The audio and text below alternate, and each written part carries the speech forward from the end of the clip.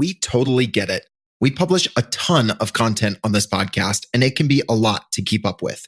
That's why we've started the B2B Growth Big Three, a no-fluff email that boils down our 3 biggest takeaways from an entire week of episodes. Sign up today at sweetfishmedia.com/big3. That's sweetfishmedia.com/big3. You're listening to B2B Growth, a daily podcast for B2B leaders. We've interviewed names you've probably heard before, like Gary Vaynerchuk and Simon Sinek, but you've probably never heard from the majority of our guests. That's because the bulk of our interviews aren't with professional speakers and authors. Most of our guests are in the trenches leading sales and marketing teams. They're implementing strategy. They're experimenting with tactics. They're building the fastest growing B2B companies in the world. My name is James Carberry. I'm the founder of Sweetfish Media, a podcast agency for B2B brands, and I'm also one of the co-hosts of this show. When we're not interviewing sales and marketing leaders, you'll hear stories from behind the scenes of our own business. We'll share the ups and downs of our journey as we attempt to take over the world. Just kidding. Well, maybe. Let's get into the show.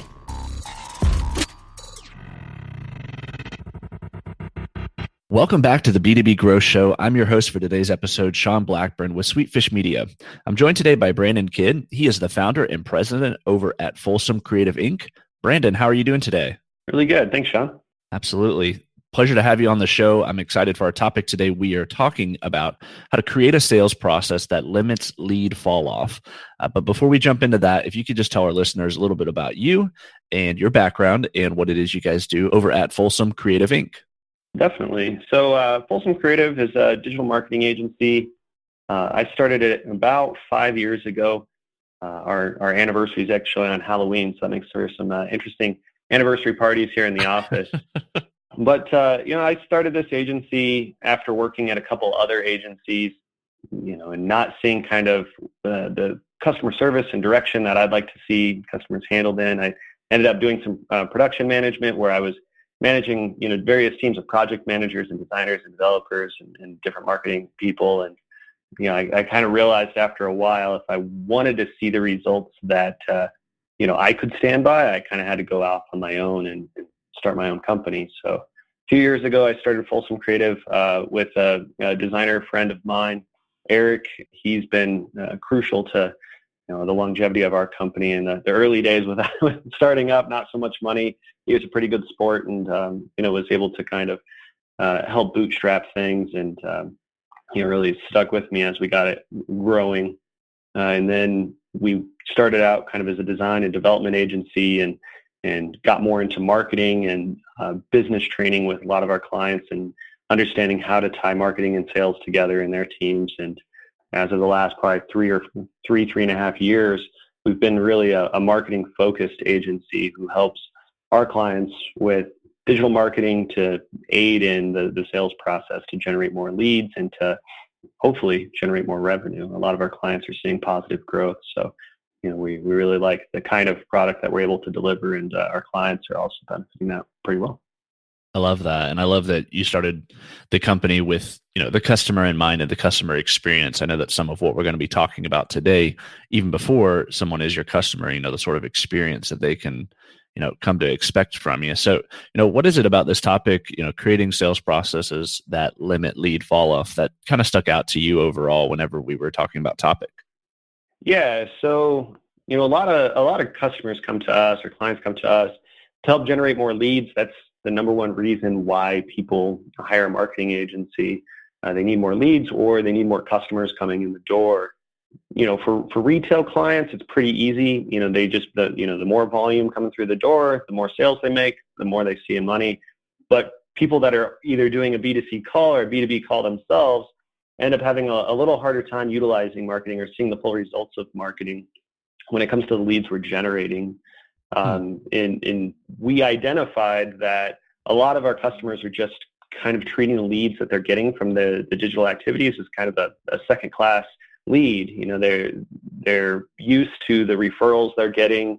They're used to the leads that, sales is generating themselves. They're not so used to these leads that come off of social media or come out of their website or their chat bots and things like that.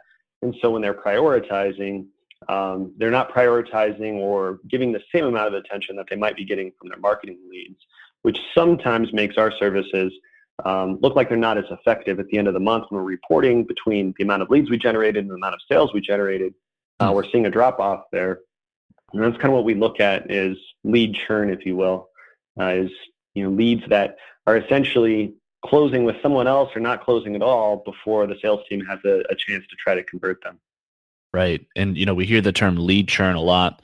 How is it that you define that? Is it just a lead that closes with somebody other than yourself? Yeah. So there's a couple of factors in defining it. First off, it's the, leads that when you call, they either ice you, they don't call you back, they, mark your emails as spam, whatever, they don't email back, however you're communicating with them. Or it's leads that when you do call, they've already found a different solution.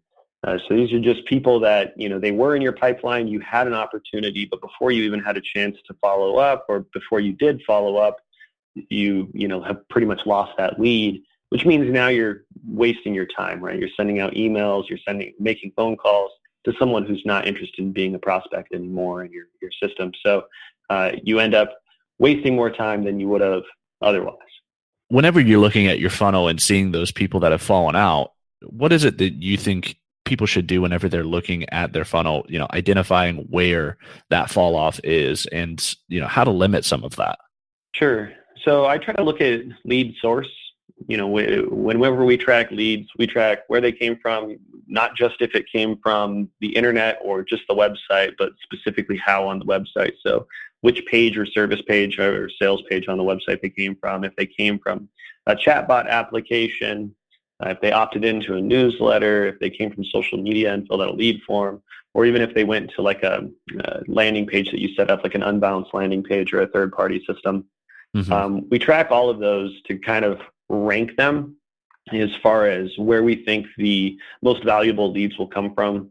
Obviously, if someone's on a sales page and they are a lead from that sales page, I've got a much better chance of converting that lead than maybe if they came from social media, or maybe if they just subscribed to a newsletter somewhere or showed some like kind of minimal intent to become a customer versus just signing up for some kind of offer I had.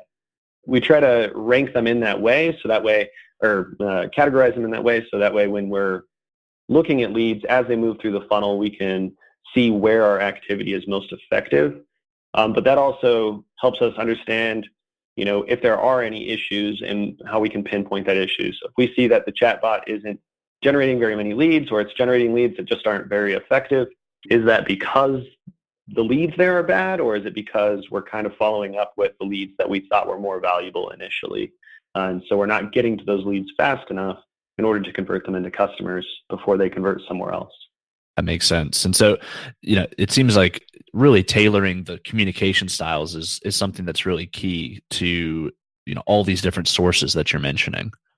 Definitely. Customers like to communicate differently. I fall into my own trap a lot. A lot of our clients want us to call them back. They filled out a form on our website so we can call them back. And what a lot of people will do is they say, well, they filled out a form on the website, so they must just want an email back. But even though in the body of their request, they've said, please call me, or, I want to get on the phone. And it doesn't mean you need to schedule a meeting and waste a lot of time now. You literally just need to pick up the phone and say, hey, I got your request. I'd like to schedule a meeting where we can talk for a few minutes. Now, if you have more time now, it's possible that they might be fine with that, and, you can just do the sales call then. But it's important to quickly reach back to them in the manner that they're kind of looking for. So if you do have a chat bot that you can either use automation or have an actual human interact with that chat application, if you are using email, that someone is checking it. We kind of get into this idea of optimization and only checking our email at certain times of the day. That's not really a reality that works in sales. You have to be checking to make sure that you're responding to new leads more quickly, and then making sure that if someone does want you to call them, that you call them. I've even had other salespeople who said, hey, call this lead, and I give them all the information, and instead of calling, they kind of choke on it and email them instead. And I said, hey, how'd that lead go? And they said, oh, I'm waiting to hear back. I sent an email. And it's like, well, I asked for you to call because I knew that they wanted that call, so that way, you could talk to them now and, that you're kind of on their wavelength of how they'd like to be communicated to. But instead they email them. The person either didn't get the email because maybe they don't check their email very frequently. Maybe that, I for one, I answer emails. I mean, if you send me an email, it's probably 10 seconds before I'm starting to write an email back to you. Some people don't write back for a day or a week. They sit in their inbox, they miss emails, things like that. So it's kind of a wasteland for some clients. And so you can't really treat it like the way you might treat your own communication. So picking up the phone is important.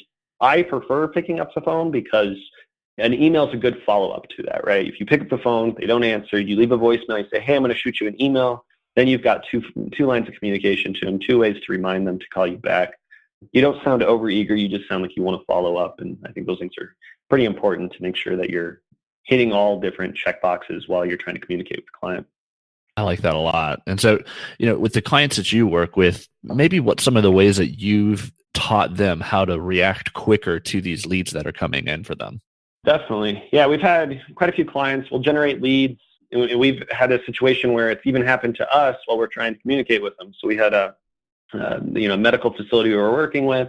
They have an online contact form. People would fill out the contact form and no one would call back because we developed the process of generating leads, but where the weak link was, we didn't develop the process on what to do with those leads or how to react. Right. And so when we do marketing, and a lot of marketing agencies fall in this trap, is our job is just to generate traffic, generate leads, put more eyeballs on the brand so that way it can make more money at the end of the day. We're really not helping bridge the gap between marketing and sales and saying, well, this is what you need to do in your sales process in order to make this marketing most effective for you. So we do a little bit of extra consulting. That's where I kind of talked about business a little bit more. And our business training is we want to make sure that we're giving our customers the tools for success. So that way, when they are generating leads, they know what the next steps are and what people expect. Because for a lot of businesses, this might be the first lead that they've seriously taken from an online means or from digital marketing. Right. So it's one of those, they might have been, stuck in the old school methods of just referrals and network marketing and direct mail and those things where all the leads are kind of coming to you inbound, and you just kind of react to it. Whereas in this situation, it seems like people are a little less interested. Well, if they didn't call me, they just sent me an email, they just filled out a contact form on my website, maybe they're not as valuable as a customer as I thought. It's just kind of the way communication's changed. We communicate much differently today than we did 10 years ago versus 20 or 30 years ago. So it's just adapting the business model and the sales model to those different types of communication models. And, today we have a lot of tools, and I think that there's almost choice overload. And I think it's only the beginning as far as automation and, how to scale some business processes. What are some of the best tools that you've seen to help, with this sort of communication with a hot lead coming in and, with the overall goal to be reducing that lead churn like we're talking about? Yeah. So when I look at tools, you're right, there are a lot of options. So I try to find as few tools as I possibly can that are the most effective. And when you look at digital marketing, there's a lot of ways a person can convert. They can call you, they can email you, they can fill out a lead form through social media, whatever it might be. Right. But there's a few ways you can kind of automate that. So with email automation systems like MailChimp has some built in, Drip has some that allow you to receive an email and then send an automated follow-up. When you send those follow-ups, you got to make sure that you're transparent that, hey, this is an automated follow-up, but here's what you can expect from us. Maybe you have a longer sales process so you can deliver some materials that might help someone make a buying decision before you get on the phone, especially if you're going to send some marketing materials or some sales materials to them. That's a really good opportunity to immediately give them value back if your sales team has a harder time scheduling those calls quickly. What I've seen a lot of businesses move towards nowadays, instead of relying on their contact forms in their email campaigns, is relying on chatbots or just chat widgets on their site. Drift and Intercom come to mind. Both allow you to put a chat widget on the site, but both have some like CRM integrations where you can start following up, putting leads into your sales pipeline just from the chat system. That can require you to have somebody to be able to respond, but many of them have some smart responses and some automation that you can build in. And you can actually tier it out so that way if the lead does engage enough, those are the leads that will trigger to have a human interaction versus ones where people aren't as interested. It might just trigger something that happened in your CRM where you can email and follow up without being bothered. So that way you can selectively chat with people versus being inundated with a whole bunch of chat windows all day. And then CRMs, Pipedrive, Salesforce, HubSpot, all of those have really good tools to make sure you're following up with your leads. We use Pipedrive here. So if I don't do anything for a day with a lead, I automatically get a notification. So I have all of our leads from email, from chat, from various social media platforms, pretty much everywhere. They all go in there. And, a lot of sales teams won't put a lead in until they've qualified them. But in that case, I just create different pipelines. So I have a suspects, a prospects, and a purgatory pipeline. So that way, as someone comes in, I can make a decision, but they're in front of me, and I follow up just like I would if they were the most valuable client I possibly would have. That way I'm not dropping any balls. In my email inbox, I archive a lot of stuff. I might accidentally delete something. An email gets lost, whatever. But the CRM should be kind of the holy grail for your communication. And so making sure you're using those tools is really important. There's other things like Zapier, and that can help kind of automate some of the workflows that you have on your website.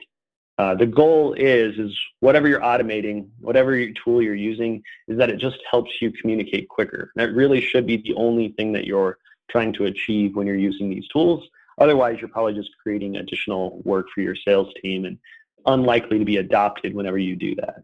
I love that. Even I'm familiar with Pipedrive and even creating a different funnel even for those people who aren't even necessarily a lead yet, or who are kind of in that interesting foreground before becoming a full qualified lead. So I really like that tidbit even about, creating a funnel and creating a process for that as well.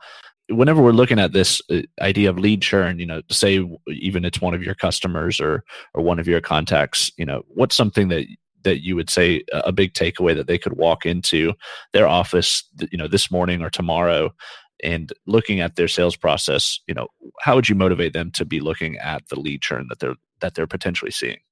Definitely. So if the metric exists, I definitely say try to look at your time to first contact on your leads and then compare that with the lead source. That'll tell you if your sales team is, I don't want to say ignoring, but for lack of a better term, ignoring certain types of leads and treating them differently. If you have those statistics, if you don't, just hit the reset button. Say, hey, we want to treat every lead as a certain or as the same level of clients. So it doesn't matter if they called in, if they came from Facebook, if they came from the website. Everybody gets a call back as quickly as possible. If you have more than one salesperson, put someone in charge of website leads and then churn that out or switch that out every couple months. That way someone else is in charge of a different lead source and see how it goes. I find if you give someone a specific lead source, they're going to make the most out of it. And you might actually see that the lead sources that you thought were weaker or not as high value, more looky-loos and things like that coming through that pipeline. You might find out that a little bit more effort will pull out those diamonds in the rough, if you will. I like that, giving some ownership to those underserved areas. So that's great, Brandon. This has been a great conversation. Thanks for your perspective on how to create sales processes that limit lead fall off. If anybody has any questions or wants to connect with you, what's the best way for them to find you? Yeah, so just email me, brandon@folsomcreative.com. It's FOLSOM creative, or on Twitter @SmashBrando. And you've set up a high precedent of emailing them back within 10 seconds. So that is. Hey, I start the email within 10 seconds. But there we go. Yeah, I think that's the common compliment I get is how fast I respond. That's sometimes a good thing, sometimes a bad thing. No, I will say that that was my experience when I reached out about being on the show. So that holds up in court there. So Thank you. Well, Brandon, thanks again for being on the show. Really appreciate it. Appreciate it as well. Thank you very much. Digital marketing agencies have a tough job. You have to stay on top of the latest marketing strategies for your clients and your agency. What if there was a way you could address both at the same time? Imagine your agency putting out content with greater quality and quantity. Envision bringing your clients a turnkey solution for one of B2B marketing's fastest growing media strategies, podcasting. You know all those clients asking for your help with their account-based marketing efforts? Picture being the first to bring them the idea of content-based networking, showing them the proven strategy for breaking into their most coveted accounts. Here's the concept. Sweetfish Media is looking to work with a limited number of innovative agencies interested in a new partnership model. We produce a podcast for your agency. You introduce the power of podcasting and Sweetfish services to your clients. Everybody wins. Learn more at sweetfishpartners.com.